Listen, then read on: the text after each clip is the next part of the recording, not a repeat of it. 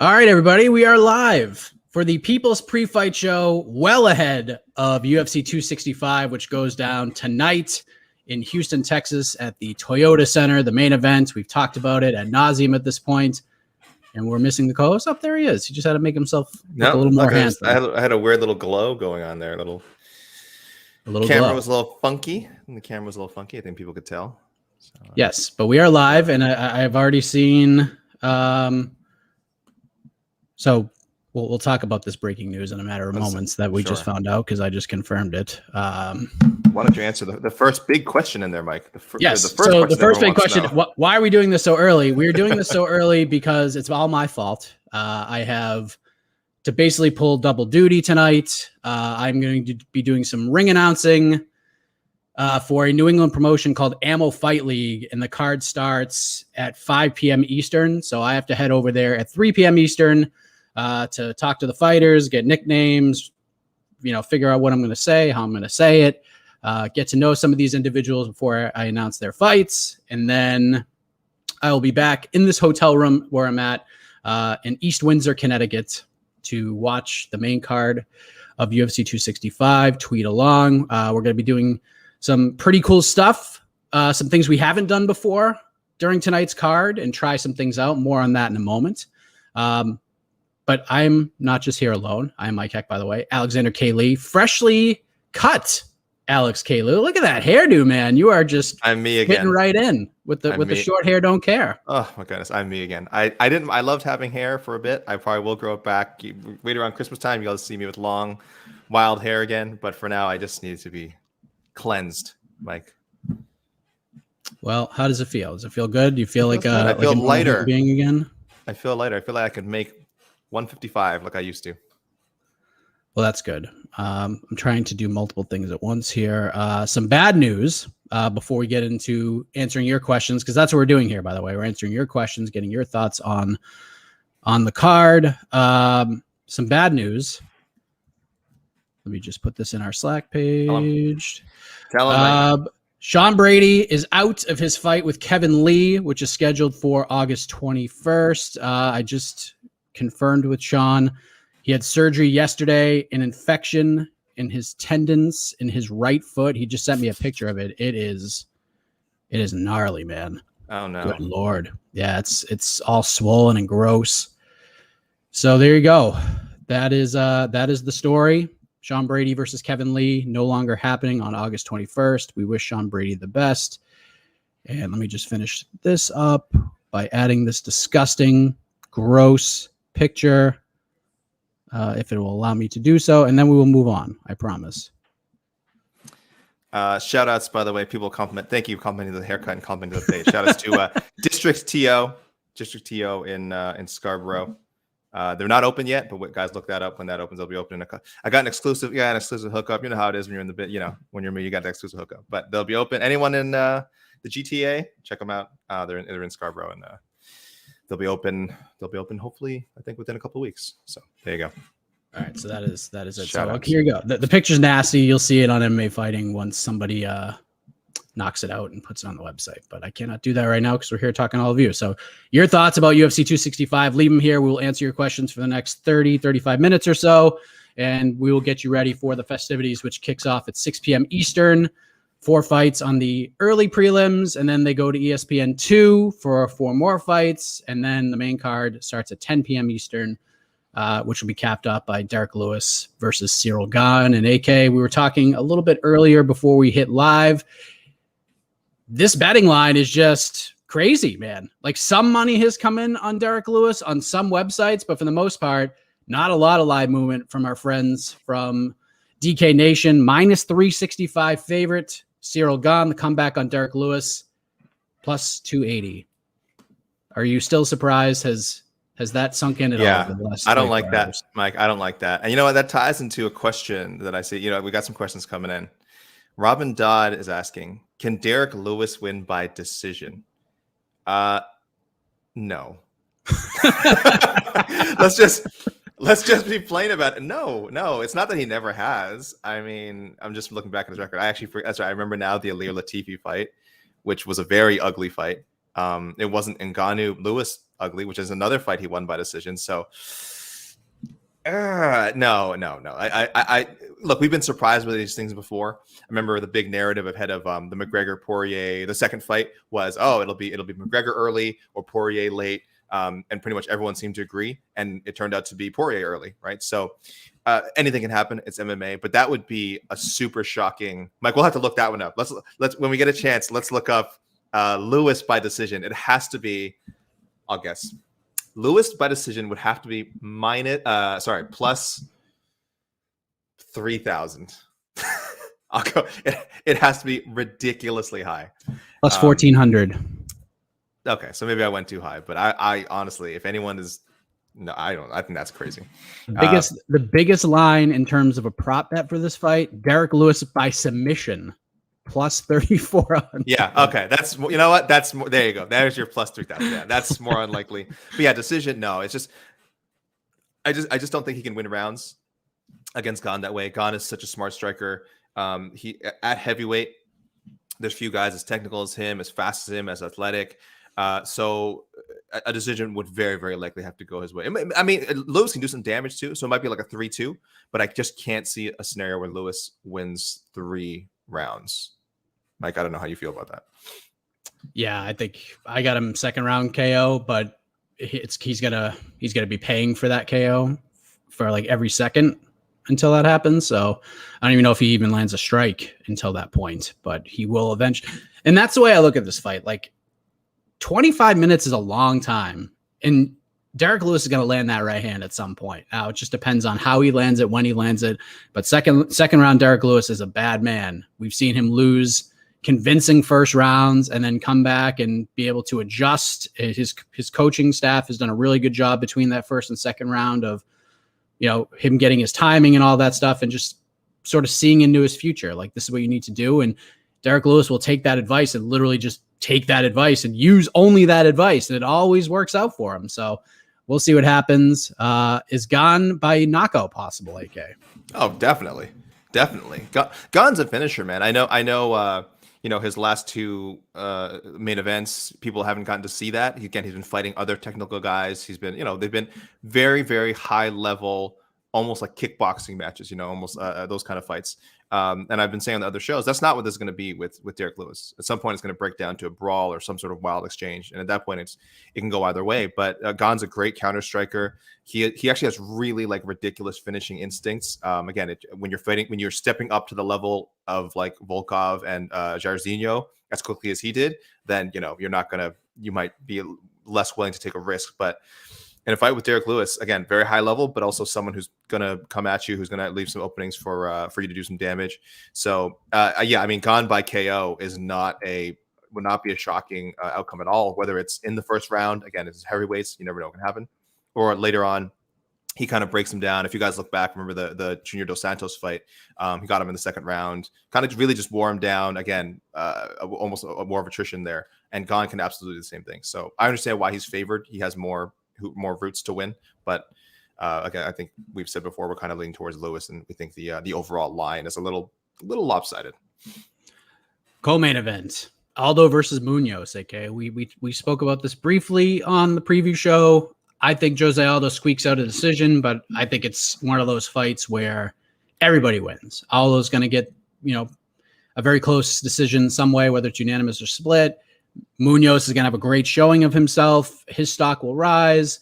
UFC will win. Anyone who watched it wins. I feel like it's going to be one of those fights. How do you sort of see that one playing out? Yeah, I mean, look, this has honestly fight of the year candidate written all over it. I was a little surprised to hear our beloved EKC Leiden kind of not super thrilled about it. He might be experiencing some UFC 265 kind of burnout already. He's been in Houston this whole time, so I don't know. Maybe he's just too exposed to all of it. But I think it's a great looking fight, and yeah, I like Aldo too. I think I still think he's like one of the best strikers in the world. Maybe he's a step slower than he was 3 years ago, a little bit, more hesitant to pull the trigger. That's normal. That's going to happen. And when you're facing someone like Pedro Munhoz, I mean, that little extra half second, quarter of a second slower that you are, It could cost you the fight, could get you knocked out, could cost you a round, could cost you 2 rounds. But it's going to be such a great competitive fight, probably contested primarily on the feet. It's exactly what I think you want in a co-main event. So I'm super jazzed about it. But yeah, I'm going with Aldo. Is this too much of a step up for Ciryl Gane, AK? That's an interesting question. No, because I would have thought that about Jairzinho and Volkov. I mean, Lewis is a step up above them for sure, but the way he handled those two very convincing decisions, I don't know. I don't know how people can say he's not ready to take on Derrick Lewis. I don't know, Mike. How do you feel about it? I don't think it's too soon. I think this is smart on his part. This is the best way. This is the best opportunity for Ciryl Gane to get to a title fight with Francis Ngannou and get it as quick as possible. Because had he not taken this fight, had this fight not been an option, they would have went with Derrick Lewis to fight Gane next month, right? Then you have Stipe Miocic, who Dana White continues to say will be he's like in the hole, so to speak. Or would have been on deck at the time. And then if John Jones decides, hey, you know what? I'm ready. Let's do this thing. It could be like 2 years before Ciryl Gane fought for a title, no matter what he did. So this is smart on his part. This gets him to the title, or at least close. It gets him closer to an actual fight with Ngannou and a shot at the undisputed title way sooner than it would have if this fight wasn't an option for him. So I don't think it's too much of a step up. I mean, look at the betting lines. A lot of people feel like he's almost a 4-1 favorite to beat Derrick Lewis tonight. So if he doesn't get clocked with that right hand, he's probably going to win. So I definitely don't think this is. I think it's a really suitable matchup for him. But Derrick's just so dangerous and can land that shot at any time. It's just crazy. Mike, before this one, I want to read a question. It's probably going to get lost up there from Yadwinder Grawal asking, yesterday, Mike gave us a warning to be aware of bad judges' decisions. Which main card fights do you think will go to a decision? And I actually want to ask another question off of that. But yeah, which main card fights, Mike? In my wonderful picks that we do with our squad at MMA Fighting for, bragging rights only, I have 4 decisions and 1 finish. I have the main event being stopped in the second round. The other fights I think are all going to decision. Casey Kenny, Song Yadong, decision. Torres Hill going to decision. I have Chiesa Luque going to decision, and then I have the co-main event going to decision. So if you're asking me to choose which one AK might be writing a robbery review about, yes, that was what I was going to ask you. I mean, I'm just going by what we've seen in the past. It's got to be Tisha Torres, Angela Hill. It's got to be that one. It's got to be. No, see, I would say, well, Mike, why? Go ahead. Elaborate on that, please. First. Because that fight's going to be a split decision, no matter what. And it's Houston. So whoever we think wins that fight probably doesn't win that fight. Angela Hill will probably be on the wrong side of it, like she typically is. And I think that'll be the one that we question the most. I could be wrong. Gosh, now that you mention it. So their first fight, there was a lot of wrestling from Tisha Torres. She controlled a lot of the fight with the wrestling, right? So it was pretty easy to score. I think Angela Hill's takedown defense has gotten so much better. So now you have me thinking, oh no, there'll be those long exchanges where Tisha's kind of a takedown gets stuffed and she's holding her against the fence, but not really doing much damage. And then maybe Angela wins some exchanges. And then we have that whole debate, and then the commentary team is discussing like, she had her up against the fence for she had 2 minutes of control time against the fence in round 2. That gives her the round, and it's like, people, that's not how scoring works. Oh gosh, I'm not changing my pick, but as far as like what I think the most controversial fight could be, but you do have me thinking now, like, this has the makings of Angela Hill's takedown defense is good enough to stop Tisha Torres, but not good enough to stop her from getting held for like long periods of time and mucking up the scores. But Song Yadong, I think Song Yadong and Casey Kenny. I do have Kenny finishing him. I think Kenny will submit him. But if that doesn't happen, Song Yadong has already had a couple of kind of screwy decisions. Is that you or me? Yeah, you keep talking. I'm going to put you on solo. I don't know what's happening right now. Oh my goodness, you're a popular man. Don't worry, guys. I will keep this going.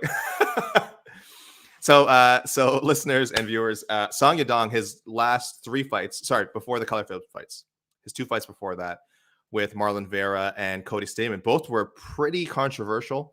The Marlon Vera one, of course, Cheeto to this day insists that he won that fight.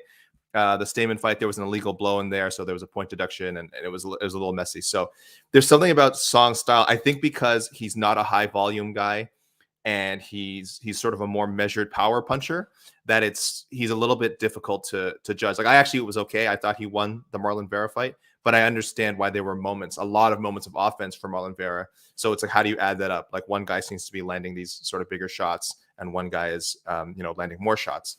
And I according to the criteria, you are supposed to score damage or strikes that more immediately affect the sort of the outcome of the match, the potential outcome of the match. So for me, I'll always favor power punching over volume, unless it's like one guy out landing someone like 10-1 in a round. But if it's somewhat even, you should lean towards power. So Song is kind of screwy in that regard, because he lands a lot of power punches, but isn't always as busy as he could be. So I see something with him and Kenny. I'll go with that. I think if that goes to a decision, Kenny could have his heart broken again. Let me put it that way. I know he felt he won the Cruz fight. So yeah, it was the front desk of the hotel. They're watching, and they said that they're picking Ciryl Gane to win. I'm just kidding, actually. Does the winner of Chiesa Luque get the next title shot after Colby, AK? All right. Does the winner of Chiesa Luque how messed up would it be if they jumped over Leon Edwards? Like, I know Leon Edwards. I just saw Gilbert Burns right now seems to be doing everything in his power to get that fight with Leon Edwards. Great fight, and I would love to see that fight. I'm not going to complain if it gets booked. I'll never complain when great fights get booked. It's just unfortunate for Leon Edwards that they just keep finding ways to get in his way of a title shot. But yeah, man, imagine if Chiesa submits Luque, or Luque just straight up knocks Chiesa out. I mean, you'd have to at least consider it. Mike, I know. Oh no, they were on opposing teams. I was trying to remember the Ultimate Fighter season with Luque and Usman, but Luque, yeah, Black Zillions, Usman, of course, ATT. So, right? I'm not crazy, right? Am I babbling right now? I think they're both. I mean, they're both Stanford now. So they're both I don't Stanford remember. now. You're the tough expert. I was not watching. Yeah. They're both Stanford now. That's what I was going to ask you. Regardless of where they trained before, I don't think they trained together before, but now they probably are. Again, not that would preclude them from fighting, but I do wonder if that's a fight that Usman would kind of be not so interested in for a number of reasons, in addition to the fact that he's his teammate. But I don't know, Mike. What do you think? I mean, I think Leon's going to fight Gilbert Burns. If Leon wins, he gets the winner, I would guess. I mean, I think that's the direction they go. If Colby wins and Gilbert wins, they'll probably do that fight. It certainly puts them in discussion for a pretty big fight.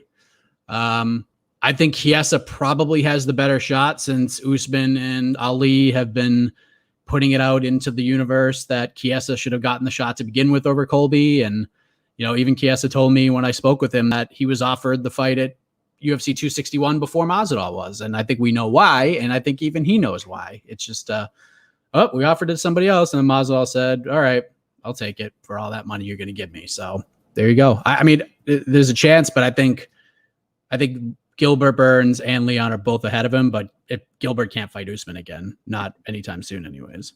Are you seeing some of these comments, Mike? Are you seeing this early Saturday crowd is wild. What are they saying? I don't even want to. Oh, okay. All right. Hole in Dan's sock. The sentient hole in Dan's sock says Mike looks like in a mall.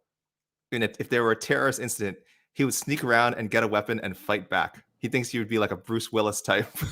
I think because you're looking so swole these days, I think he thinks you'd be like a Bruce Willis type. I'm not waiting for the SWAT team to arrive. I'm going to take this into my own hands and save everybody. I'm looking at him now. These are hilarious. Listen, I have been lifting some weights. Holy it's not crap. to show off. It's just because it makes me feel better. MMA and family and being a dad can be a grind, and sometimes you got to hoist things up in the air and put them down gently. I'm not a weight slammer. Sometimes you see those Alonzo Menafield, like a guy like Alonzo Menafield, step up to the scale, and you feel. I'll be honest with you, you kind of feel a little self-conscious. You feel like, you know what? I'm gonna put down this bag of chips here, and I'm just gonna go for a little walk. Yeah, I mean, it's the road show right now. So like normally I'm at my desk and nobody really sees. It's just kind of like from here up with the big chair behind me. But here we're at the hotel. We just got to deal with what we got to deal with. So, man, there are a lot of comments. I'll throw this up there. AK, but we were asked earlier, what will be the fight of the night, in your opinion? And you touched on this on Between the Links, but it is a few days after we recorded that wild episode. So what are your thoughts now? It's this or it's Green Fazeev. Again, there's some other candidates too. I think, Mike, you said 11 out of like these 13 fights, you could kind of see a way that they unfold, and if not a fight of the night, at least you wouldn't be surprised if any of these produced a performance bonus, which really you can't say about a lot of cards. So it kind of speaks to the weird quality of this pay-per-view card. It's like it would be like a super exciting fight of the night, but because it's a pay-per-view where that's going to cost some people $70 US, it has to be viewed a little bit differently. But yeah, Green Fazeev, man, what a brilliant matchup. People on to the next one were asking for it for a long time. I feel like after both their fights, people are just like, this has to happen. There's something about these two guys' styles that like it just logically makes sense. Where Bobby Green is in the rankings, where Fazeev is, how he's coming up the rankings. This is the logical veteran test for Fazeev before he, gets maybe top 20, top 15 guys. So yeah, I couldn't love it more. If it's not Aldo Munhoz, which again, co-main event will probably be favored because it is a main card bout, it's going to be Green Fazeev. So it was a strong, almost like an understudy. Like something has to happen to that co-main for Green and Fazeev to get it. But I feel like we'll be talking about Green and Fazeev at the end of the night, no matter what. Awesome matchmaking. It's a good fight. Let me take a gander what I think fight of the night will be. Yeah, I think it'll be. I'm gonna go with Kenny and Yadong, just because I think Fazeev's gonna finish Green. I just think he's that good. Okay. And this is no disrespect to Bobby Green, because Bobby Green could grind his way to a win. There's no doubt about it. I just think Fazeev is just he's just about that life right now. He's in a great space mentally. He's happy. He loves what he's doing, and no one really knows him right now. So he's a wild card to a lot of people, but he's such a good striker, man. He's so good, and he's so sneaky, and his power is just unbelievable. Ask Renato Moicano. That's not an easy guy to put away like that, and he did it with relative ease. So I like the fight. I think Fazeev could get himself a performance bonus tonight, but I think Kenny and Yadong is going to be a close fight and a good scrap. So we'll see what happens there. I think Herman Menefield, if it gets out of the first round, that could be wild. Like that's one of those fights that could just be like, I don't want to say necessarily the fight of the night, but Ed Herman is just he's in such a stage of his career. He's not a wild man, but wild stuff happens in his fights. Obviously, everyone is going to remember the Mike Rodriguez fight, of course. But beyond that, it's like what was the other fight he had? It was just like stand up. I think it was him and Ibrahimov, where they're just like standing and just like smashing each other for like it was just in the pocket for like 15 minutes, and it's like, where did this Ed Herman like at 205? He has no weight cut. He just looks. He has all the energy in the world. He had good cardio at 185 too, but at 205 is just like whatever. I don't care. Like I'm just going in there and doing whatever.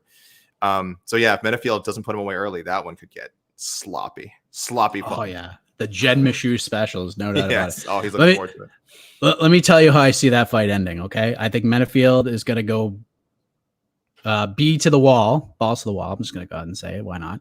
I think he's going to hurt Ed. Ed's going to survive the round. Second round will be, Menefield will land some big shots. Things will start to slow down a little bit, and then the third round, Herman is going to hit Menefield with a low blow that everybody sees.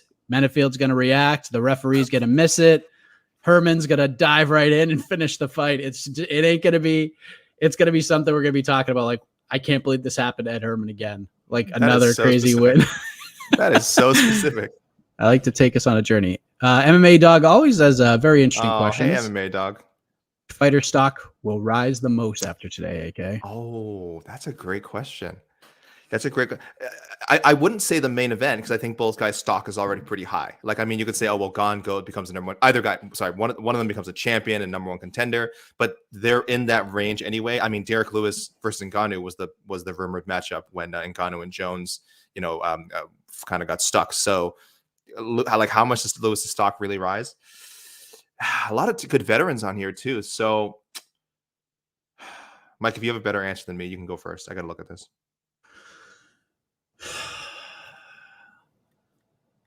I'm going to say Pedro Munhoz.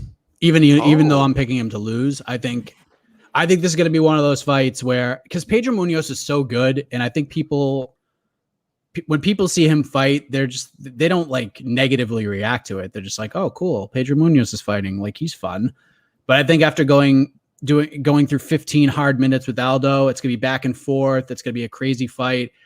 I think he's going to, even though he may not win, I think he's going to come out of this with a lot more respect from the MMA watching public. So I think people will react even more positively when Pedro Munhoz gets booked in a fight. And I kind of like the way Sean put it, because I mean, I don't think Jimmy Rivera is a boring fighter, maybe as much as Sean thinks he might be a boring fighter, but he did bring out, a much more active, more exciting version of Jimmy Rivera. So it's going to be a great fight, man. I think people are going to walk away from this saying Pedro Munhoz is a legit guy, super fun to watch, and I can't wait to see him fight again. So out of all these names, yeah, I feel like just in the general MMA watching public, I think there'll be more excitement surrounding him moving forward than anybody else.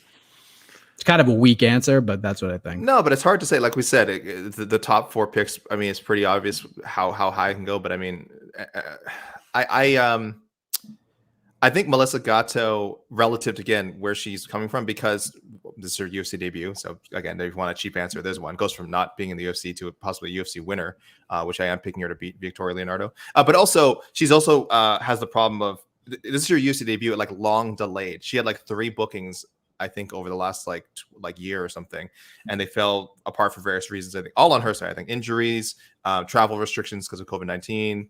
So she's an undefeated fighter, very talented, and I think there was some buzz when she was coming in, and now she's kind of completely dissipated. So I think if she gets a win, an impressive win over Leonardo, then again, relatively speaking, her stock will fly up more than anyone else's. But also Luque.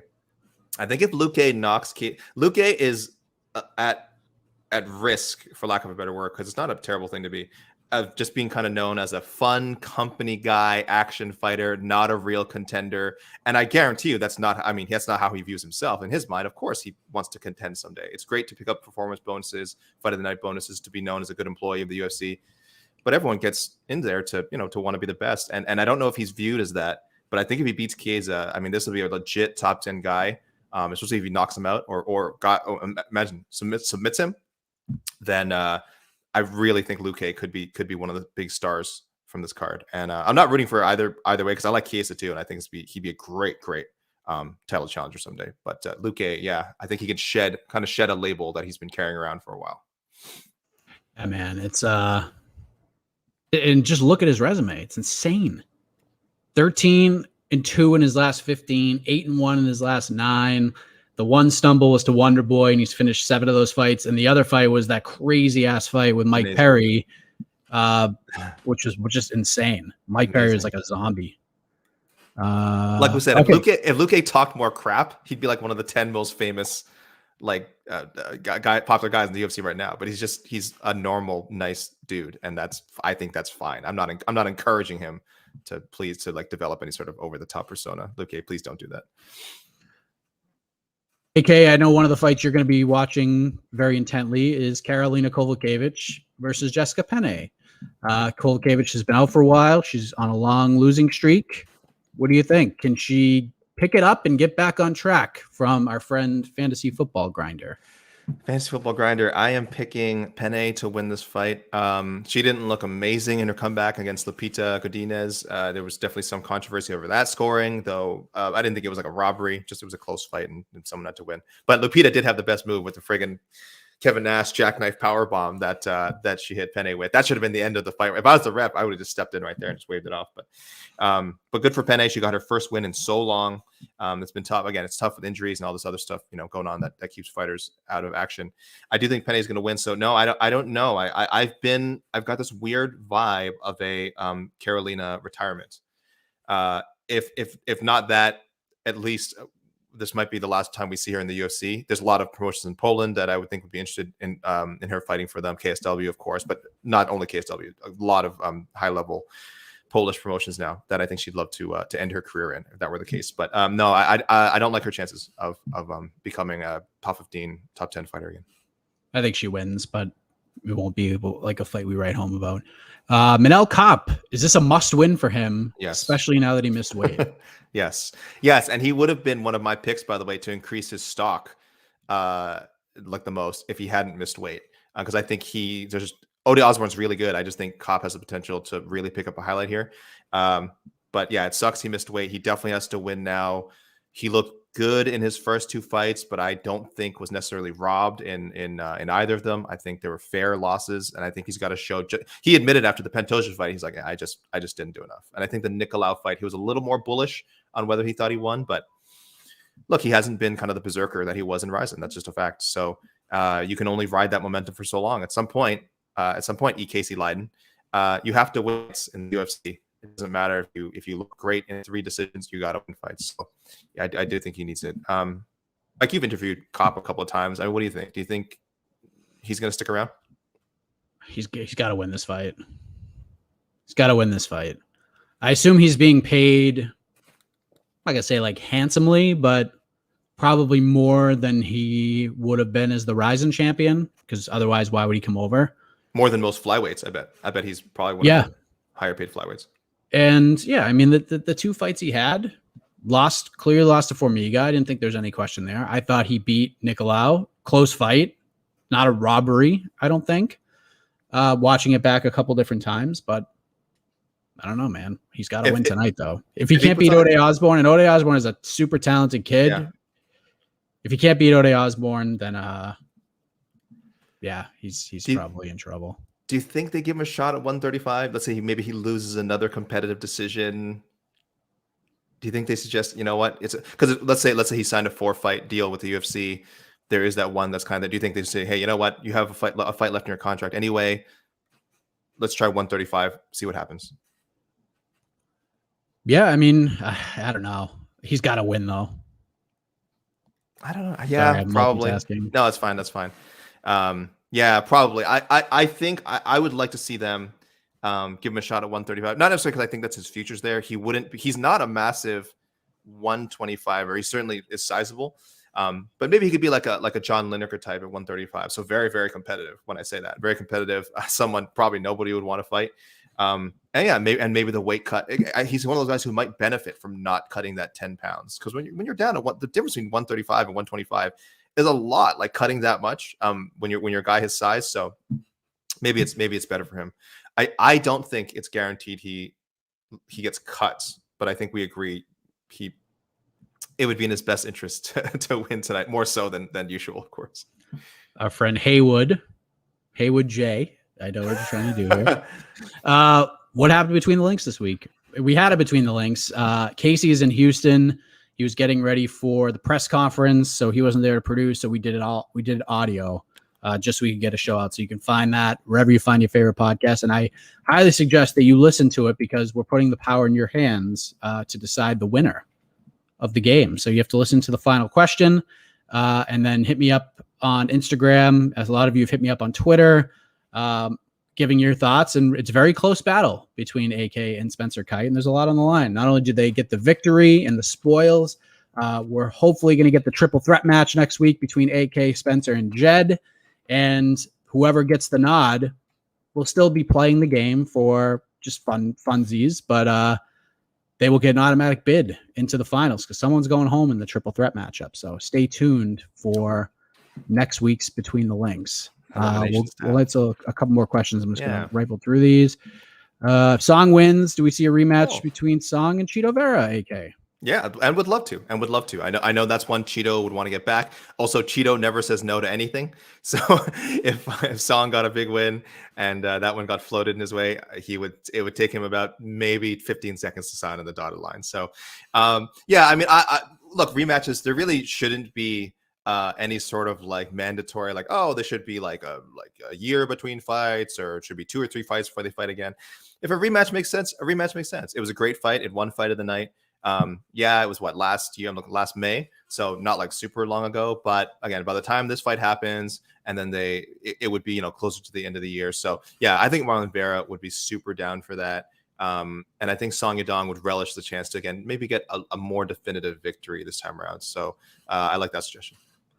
Do you miss the trash talking Chiesa, or do you like his new humble approach? I don't remember him being I was gonna say, yeah, a big trash talker. Like I knew Kevin Lee sort of brought out a different side of him, because you don't talk about Chiesa's mom, and you just don't do it. But I feel like Chiesa's never really been a big trash talker. He may have had his moments, but he knows that's not him. He's got a lot of respect for his opponents. And let me tell you something, AK. I think if there's one fighter's stock who has risen big time over the last year and a half, I think it's Michael Chiesa, because I've interviewed that man a bunch of times. And I remember when I interviewed him right when COVID struck, I just wanted to like catch up with him. And there were so many dislikes in that interview. People just were dogging Chiesa for some reason. The comments, they just didn't like him. But now like they're starting to see, how good his mind is, the analytical mind. You're seeing him in the studio. You're seeing him on that commercial with Justin Gaethje 5,000 times on every card. And you want to get sick of it, but you just can't. You just can't. Chiesa's become a very likable guy. And I think this humble approach and just his analytic view of the sport, his opponents, etc., I think it served him very well. Do you agree with that? Yeah, I like what you said about how much he's raised his profile, because another great thing he's done is he's just everywhere. He's on all this UFC programming. People talk about all the time, like, remember, he won the Ultimate Fighter back in the day. People talk about all the time, like, does the Ultimate Fighter really, like, how much more does it create stars? This is a guy who that show did a lot for. He was one of the best stories of that show. He was the best. He was the best fighter on that show. He won the show.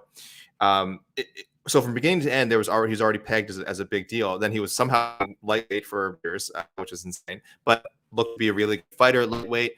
I think people knew, well, if he could get his weight down, he'd be a contender. Obviously, that wasn't in the cards. But welterweight, he's kind of been not reborn, but we're seeing the real fighter that he should be, not hindered by this bizarre weight cut. And then again, along the way, he's never stopped doing, desk gigs, interviews. He's got that great commercial with Justin Gaethje.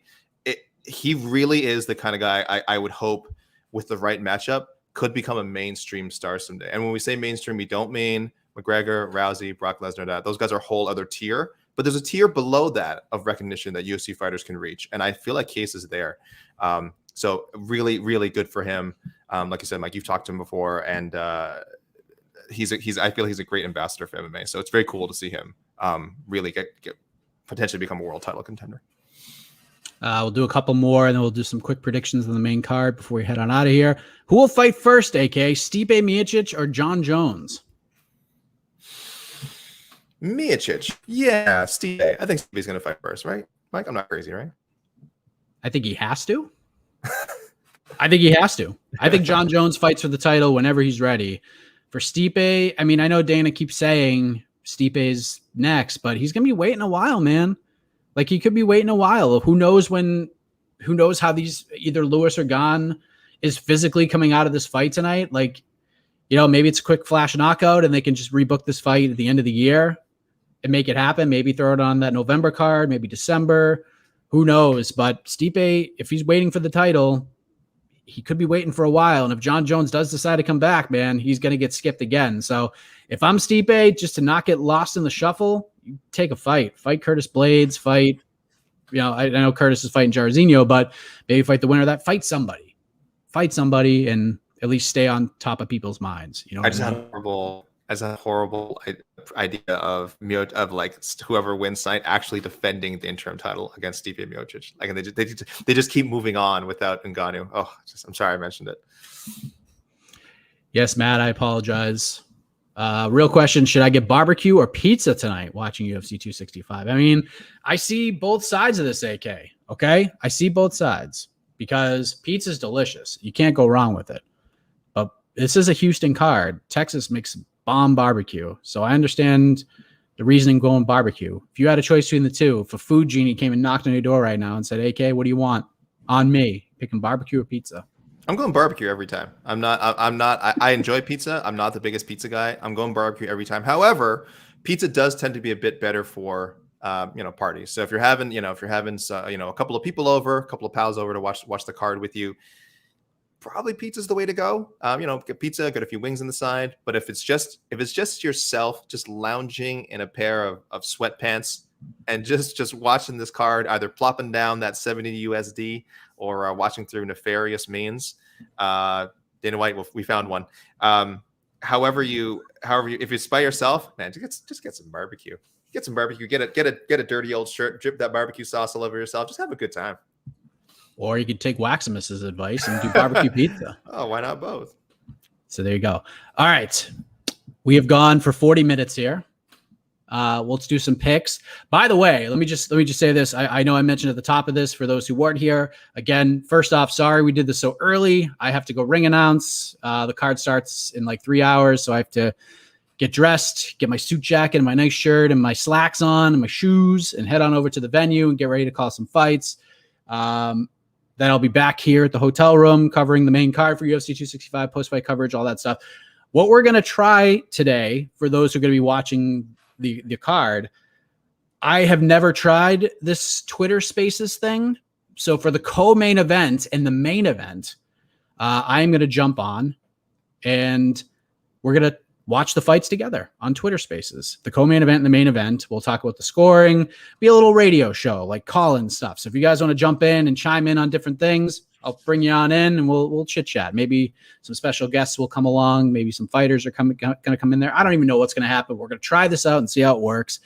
So co-main event, main event, jump on the MMA Fighting Twitter page and then jump on the Twitter Spaces. I think you got to do that from your phone, and we'll have some fun there. We'll watch the co-main and the main event together. So AK, before we get out of here, opening fight on the main card, 135 pounds, big one, Casey Kenny versus Song Yudong. Who wins? I think Kenny can submit him. I'm very bullish on Kenny as a contender. I'm going to go Kenny second round submission. I will go Kenny unanimous decision in the fight of the night. Tisha Torres versus Angela Hill 2, AK. Who you got? I'm going Angela Hill by a mark. I'm probably just trying to project positivity and certainty into the world. Angela Hill by a convincing decision. No controversy. No controversy, Texas. I got Tisha Torres by a soon-to-be robbery review written decision. No. Michael Chiesa versus Vicente Luque, number 5 versus number 6. Who is going to set themselves up for a big fight, 170 pounds moving forward? Chiesa by decision. There's going to be some good back and forth exchange on the feet, but for the most part, Chiesa gets this one to the ground, does some ground and pound, threatens with submissions. We get some good fun scrambles. I think Chiesa has just enough grappling superiority or I should say, it's more so the wrestling. I say Luke is a really good grappler overall. I think the wrestling will be the difference here, and I think Chiesa wins a decision. I'm going Chiesa decision as well. I think Luque is dangerous, but I think Chiesa, just once he gets you down, it is just so hard to get back up on that guy. Ask Neil Magny, who can typically get up and use that pace, but Chiesa can bring him, man. I think Chiesa wins the decision too. Co-main event, Jose Aldo versus Pedro Munhoz. AK, who you got? Jose Aldo, the legend, age before beauty. Actually, I should point this out. I don't know if maybe it was just me that keeps looking at this as like, oh, Aldo, the older fighter, and Munhoz, the younger.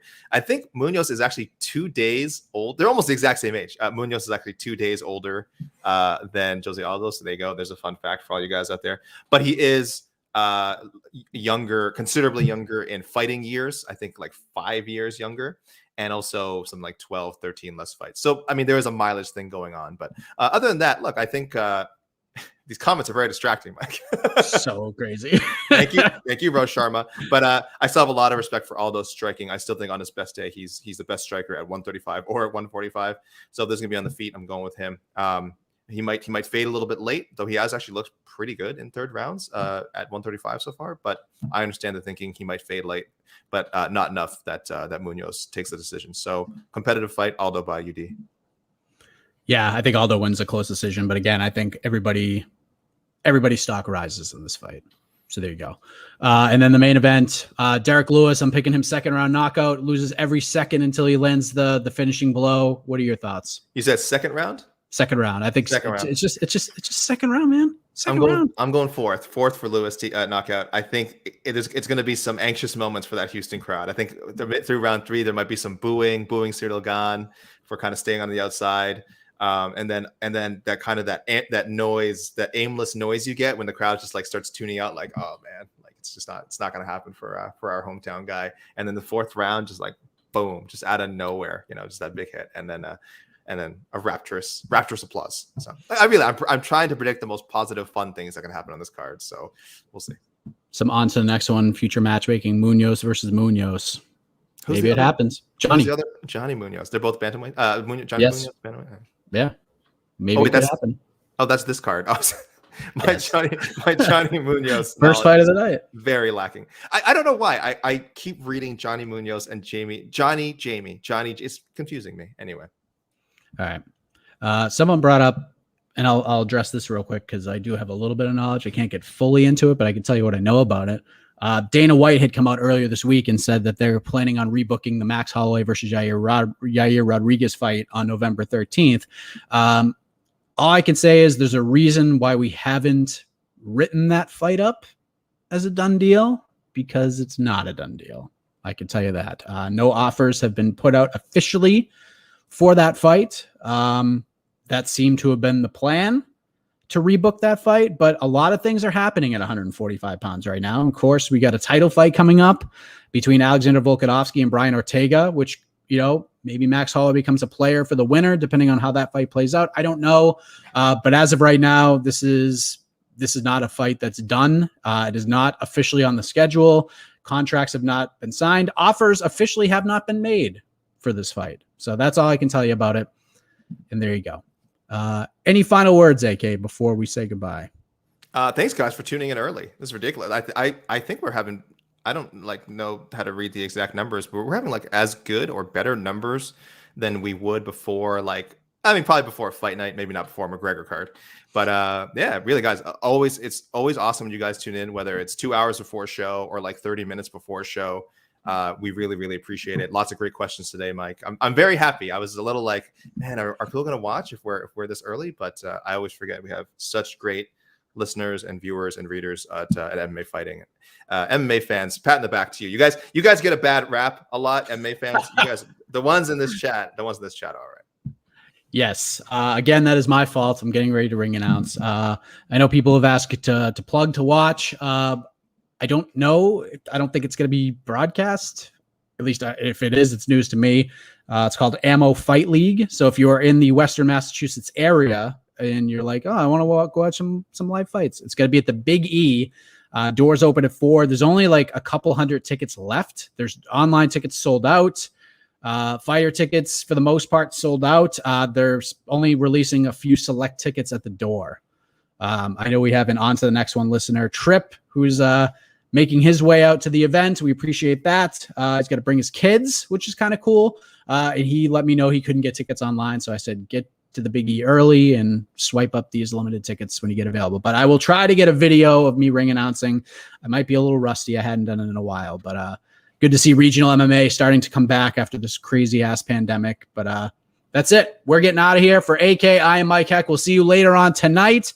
We'll have the press conference stream. We'll have the post-fight show, of course, after. Not sure if we're going to do it live or just record one, but we'll have that for sure. AK and I will be back tomorrow for On to the Next One. And we'll see you on Twitter Spaces as well. The MMA Fighting Twitter page, Twitter Spaces, for the co-main event and main event. So we'll try that out and see how you guys dig that. So we'll see you later on. Have a great rest of your Saturday. Enjoy the fights tonight.